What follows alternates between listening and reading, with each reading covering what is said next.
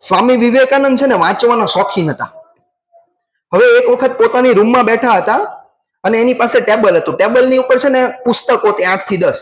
એમાં સૌથી નીચે ભગવદ્ ગીતા હતી અને એની ઉપર બીજી 8 થી 10 જેટલી પુસ્તકો મૂકેલી હતી. હવે એક અંગ્રેજ ઓફિસર આવે છે. અંગ્રેજ ઓફિસર રૂમમાં આવે છે, બેસે છે, સ્વામી વિવેકાનંદ સાથે વાતચીત થાય છે અને ટેબલ પર મૂકેલી પુસ્તકો જોઈ જાય છે. પુસ્તકો જોઈને અંગ્રેજ ઓફિસર હસવા લાગે છે અને સ્વામી વિવેકાનંદને શું કહે છે અંગ્રેજ ઓફિસર કે સ્વામીજી તમે માની જ લીધું, યુ એક્સેપ્ટેડ કે અમારા રાઇટર્સ સૌથી ઉપર છે અને તમારા રાઇટર સૌથી નીચે. જો ભગવદ્ ગીતા તમારા રાઇટર્સે લખેલી, તમારા લેખકે લખેલી સૌથી નીચે, એની ઉપર અમારા, એની ઉપર અમારા લેખક, એની ઉપર અમારા લેખક, તમારા સૌથી નીચે. તમે માની જ લીધું. અને સ્વામી વિવેકાનંદ તો હાજર જવાબી, એક જ ઝાટકે નીચે પડેલી જે ભગવદ્ ગીતા તેને ખેંચી લીધી. 10 પુસ્તક એક જ ઝાટકે નીચે. અને સ્વામી વિવેકાનંદ કે બેટા આ જ પાયો હતો. જો પાયો મજબૂત નહીં હોય ને તો ઇમારત ટકી શકશે નહીં. તો પાયો શું છે?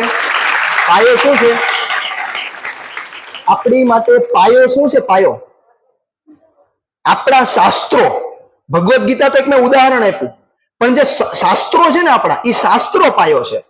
સૌથી અગત્યનું જો કોઈ વસ્તુ હોય તો એ શાસ્ત્ર છે.